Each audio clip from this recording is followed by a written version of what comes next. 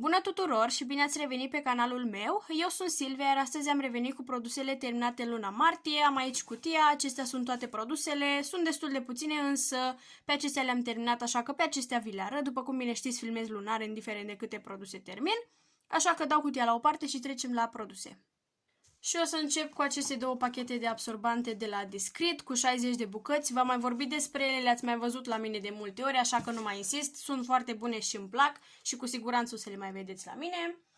Am terminat și acest pachet de șervețele cosmetice de la Bevola, 3 straturi, 90 de bucăți. V-am spus că le cumpăr din când în când atunci când mai ajung și eu prin Kaufland și le folosesc la diverse, sunt bune de avut și chiar își fac foarte, foarte bine treaba.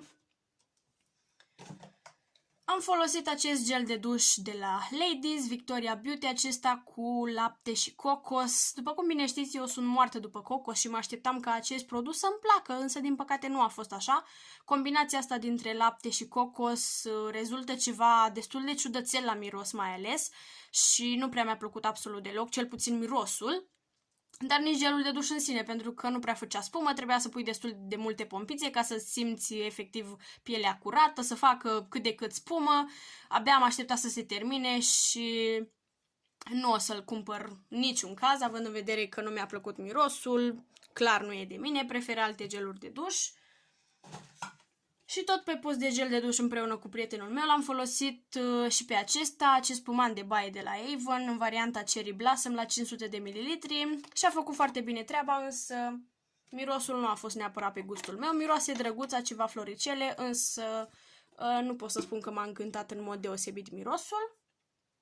Am mai terminat și deodorantul acesta de la Dove în varianta de 200 de ml. Sunt deodorante bune, își fac foarte bine treaba, mă protejează, nu pătează hainele, însă conțin aluminiu din păcate și lasă acea pulbere în aer destul de necăcioasă, însă în rest sunt destul de bune aceste deodorante.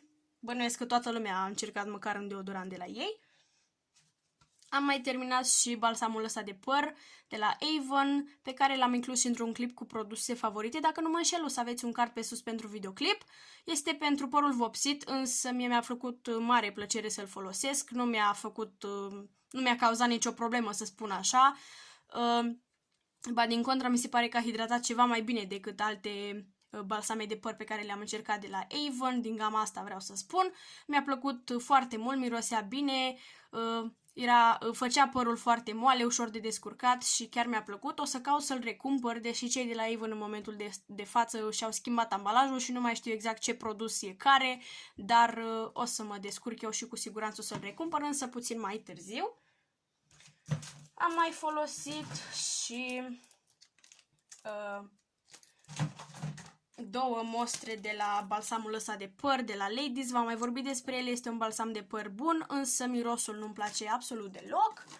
Și hopa, tot din aceeași gamă am folosit o mostră și din acest șampon, care din nou este un șampon foarte bun. Îmi place mirosul lui, își face foarte bine treaba, nu-mi cauzează mătreață și este mai mult decât perfect din punctul meu de vedere.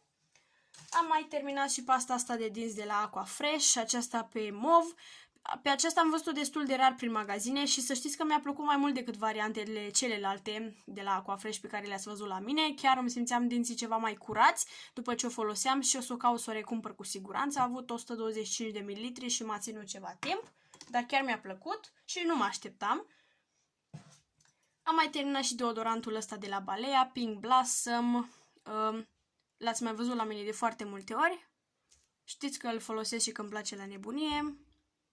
L-ați mai văzut la mine de foarte multe ori și cu siguranță o să-l mai vedeți în continuare.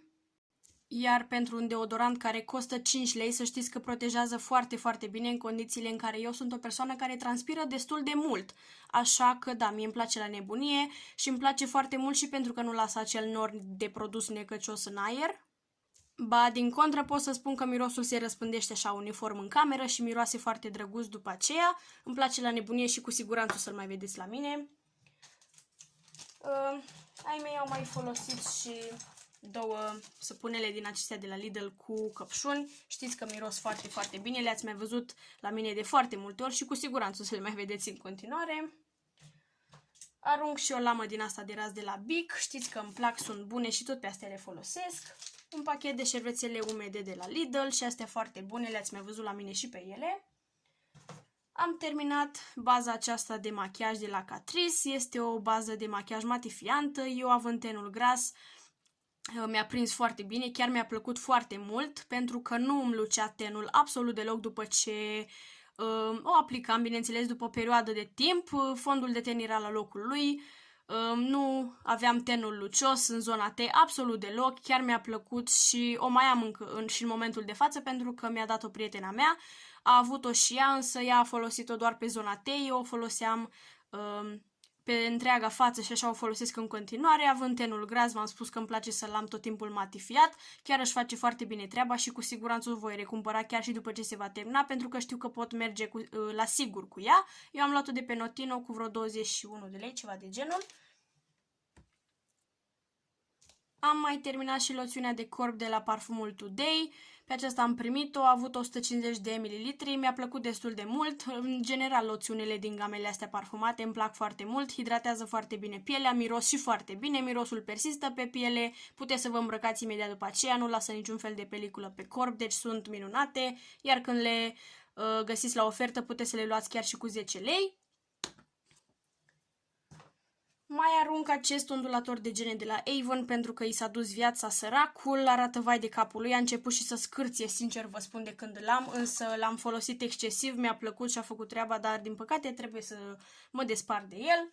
O să arunc și burețelul ăsta No Name pentru că din păcate s-a rupt, însă mi-au plăcut tare mult bureței ăștia, v-am vorbit despre unul într-un clip cu favorite dacă nu mă înșel și v-am spus că pentru prețul lor de 3 lei 50, 4 lei, i-am luat dintr-un supermarket local, să știți că își fac treaba foarte bine, se umflă în contactul cu apa, sunt foarte moi, se curăță, nu rămân pătați, îmi plac la nebunie și o să caut să-i mai recumpăr dacă îi mai găsesc. Am aici un spray de cameră cu ceva vanilie, nu este terminat, însă pulverizatorul ăsta pulverizează ca naiba și l-am transferat într-un alt recipient de genul, însă am zis să arunc ambalajul ăsta și așa nu-l mai folosesc la nimic. După cum vă ziceam, pulverizatorul ăsta este nașpa pentru că pulverizează într-un singur loc foarte mult produs și mi-a pătat lenjeria în cameră de foarte multe ori și nu-mi dădeam seama de la ce e pătată, dar abia apoi am realizat că de la ăsta e. Miroase bine, nu persistă cine știe ce, însă pentru câteva minute de miros plăcut în cameră, să spun așa, e ok, de ce nu? Nu știu de unde l-am pentru că ai mei l-au cumpărat. Am terminat și scrubul ăsta de corp de la Avon. Și despre asta v-am vorbit într-un clip cu favorite, nu sunt sigură. V-am mai vorbit și despre ele și în alte clipuri. Mie îmi plac destul de mult aceste produse. Nu sunt niște scruburi de corp foarte, foarte abrazive, însă pentru prețul lor își fac foarte, foarte bine treaba. Mie îmi lasă pielea catifelată, miros frumos, au un preț și foarte bun, iar atunci când le găsesc la ofertă eu le mai recumpăr din când în când. Și după cum se poate vedea, am tăiat aici recipientul pentru că rămâne foarte, foarte mult produs și vă sfătuiesc și pe voi să tăiați un produs de curiozitate atunci când, bineînțeles, nu mai iese când strângeți de el, să vedeți cât de mult produs puteți să mai scoateți din partea asta de aici, când voi aveți impresia că este gol, dar de fapt nu este. Vă garantez eu că nu este. Mie îmi place tare mult să tai recipientele, să curăț tot, inclusiv cu apă, nu știu, mi se pare așa satisfăcător și ați mai văzut produse tăiate la mine, inclusiv acest scrub. Dar revenind la el, este un produs destul de bun, mie îmi place și cu siguranță o să-l mai vedeți la mine.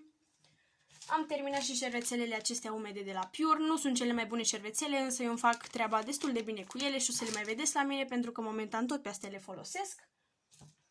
O să arunc și două mascara. Ăsta de la Avon, de fapt am două de la Avon. Acesta din gama Power Stay, am dedicat și un clip, o să vă las un card pe sus dacă nu l-ați văzut. A fost un rimel bun, mi-a plăcut, însă în ultima perioadă nu prea l-am mai folosit și când vroiam să-l folosesc îmi încărca genele groaznic. Acum s-a uscat destul de repede pentru un mascara, dar aia e, oricum nu-l mai foloseam și aveam de gând să îl arunc.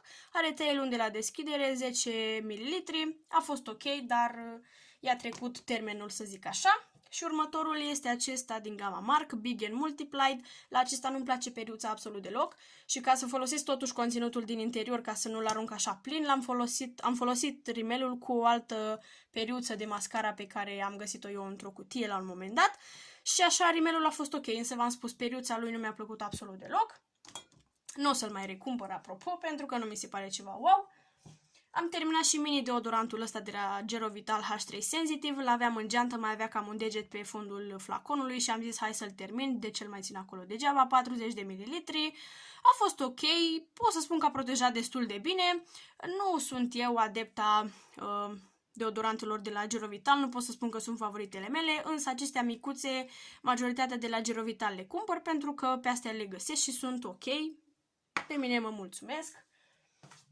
Am mai terminat și crema asta de ochi de la Avon din gama Planet Spa cu ceva ulei din măsline verzi. A fost ok, nu pot să spun că a hidratat cine știe ce. Mai mult a fost un gel așa răcoritor care intra super rapid în piele și nu făcea absolut nimic. Însă mie îmi plăcea senzația pentru că era răcoritor și l-am terminat, dar nu i-am văzut rostul, sincer vă zic.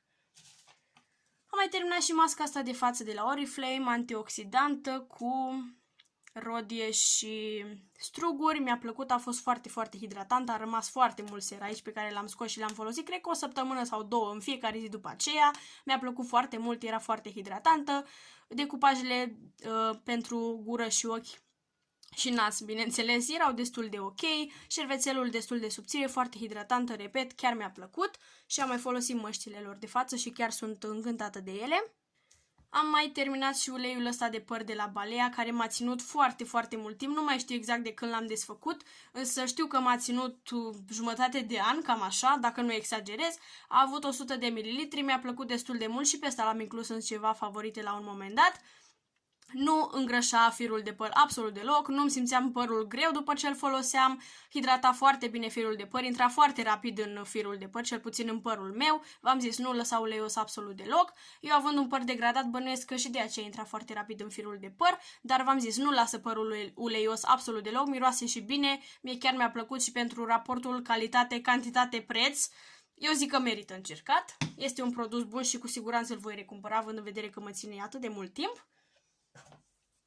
Am mai terminat și crema asta de mâini de la Pharmacy, care are aer din păcate, dar vă asigur eu că este goală, cu ceva alge de mare. Pe aceasta am primit-o, dar mi-a plăcut destul de mult. Să știți că își făcea treaba foarte, foarte bine, nu-mi lăsa niciun fel de peliculă pe mâini, intra rapid în piele, hidrata, mirosea plăcut și subtil în același timp, deși mie în general îmi plac cremele de mâini care miros mai puternic, dar nu m-a deranjat acest aspect absolut deloc. Spune că este fără parabeni.